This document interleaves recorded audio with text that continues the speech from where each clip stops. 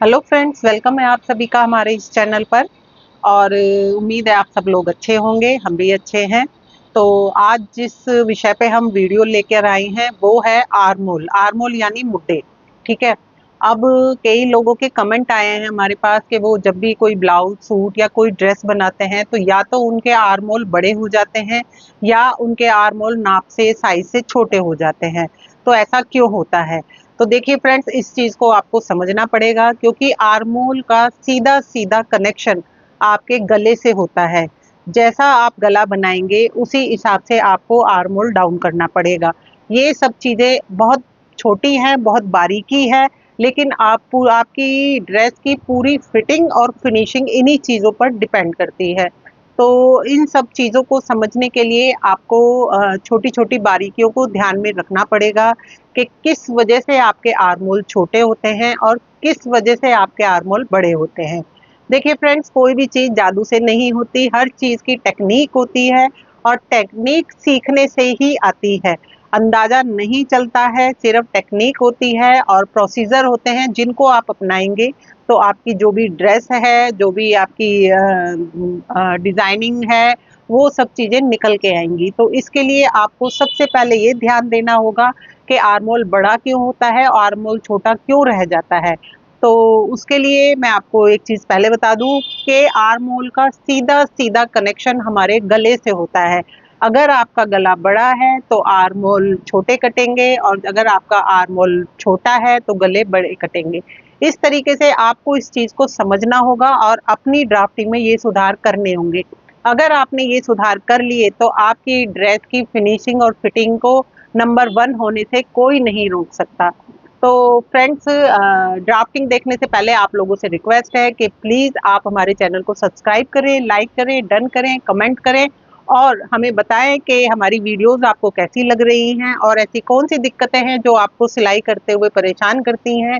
आप हमसे शेयर करेंगे तो हम उस पर भी वीडियो बनाएंगे और आपकी सिलाई में आने वाली दिक्कतों को हम दूर करने की कोशिश करेंगे। तो फ्रेंड्स, सबसे पहले चलते हैं ड्राफ्टिंग पर और देखते हैं कि आर्मोल कब बड़ा काटना चाहिए और कब छोटा काटना चाहिए। आइए देखिए फ्रेंड्स, ये है हमारे सिंपल ब्लाउज की ड्राफ्टिंग जो नॉर्मली है हमारा।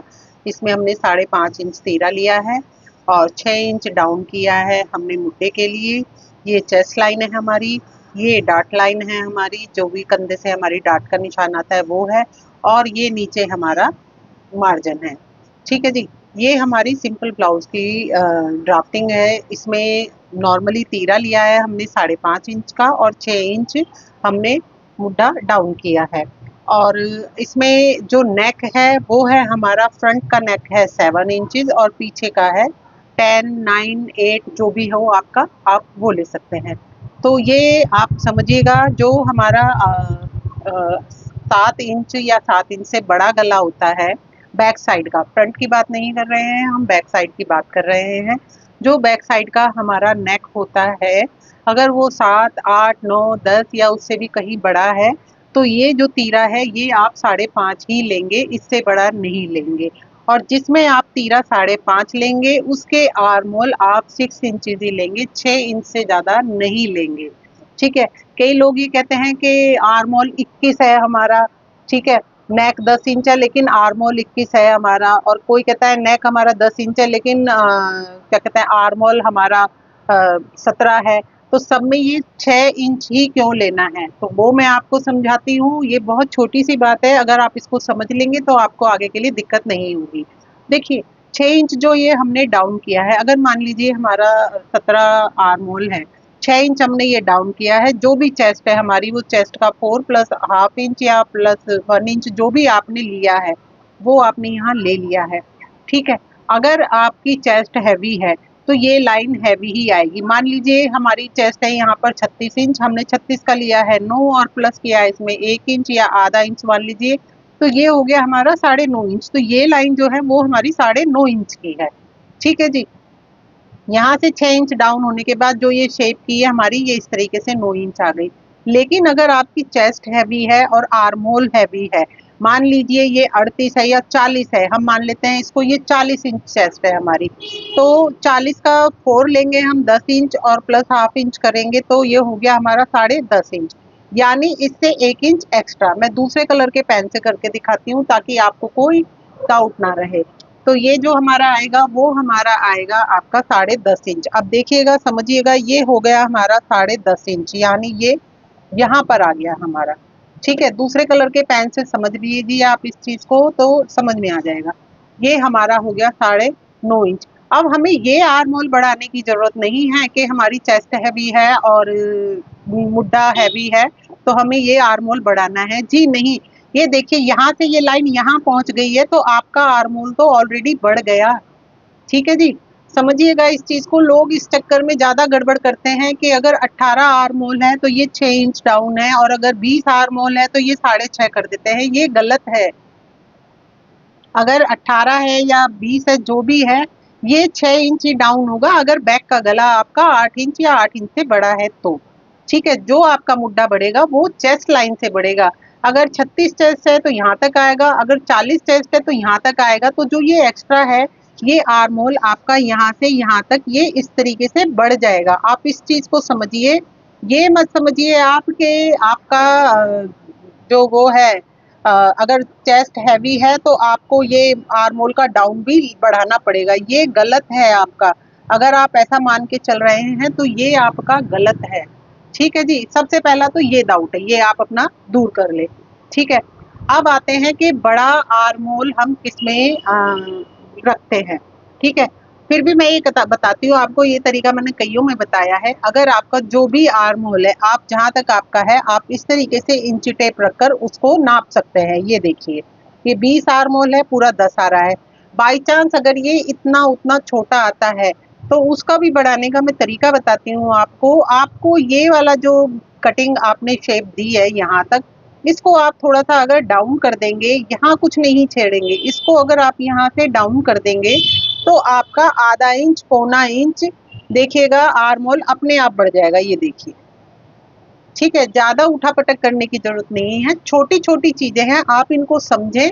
ठीक है, तो आपको कोई भी दिक्कत नहीं आएगी। ठीक है, ये तो हो गया हमारा नॉर्मल आर्म होल जो है। अब आते हैं कि आर्म होल हम किस में बढ़ा लेते हैं।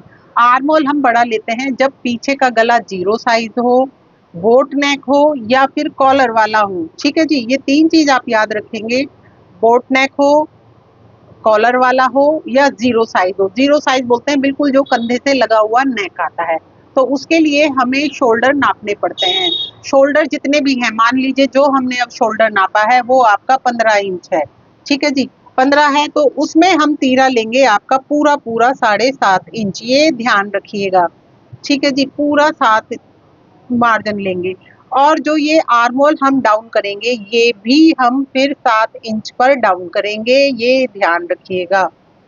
ठीक है, अब आप समझ लीजिए, अगर पीछे का गला आपका 0 साइज है या बोट नेक है या फिर है कॉलर वाला, तो उसमें हम ये तीरा शोल्डर नापेंगे कस्टमर का और पूरा रखेंगे। 14 है तो 7 लेंगे, 15 है तो 7.5 लेंगे।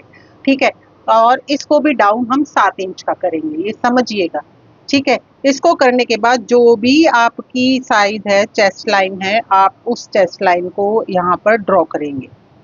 ठीक है, डार्ट पॉइंट यही रहेगा, या हो सकता है अगर हैवी साइज है तो डार्ट पॉइंट आधा पौना इंच नीचे भी सरक सकता है। तो अभी हम डार्ट की बात नहीं करेंगे, अभी हम बात करेंगे सिर्फ और सिर्फ आर्म होल की। ठीक है जी, तो ये हमारा जो ब्लू लाइन है ये हमारे दूसरे वाले आर्म होल के लिए है और ये हमने उसकी दे दी है शेप। ये देखिए, ये हमारे आर्म होल की शेप आ गई है।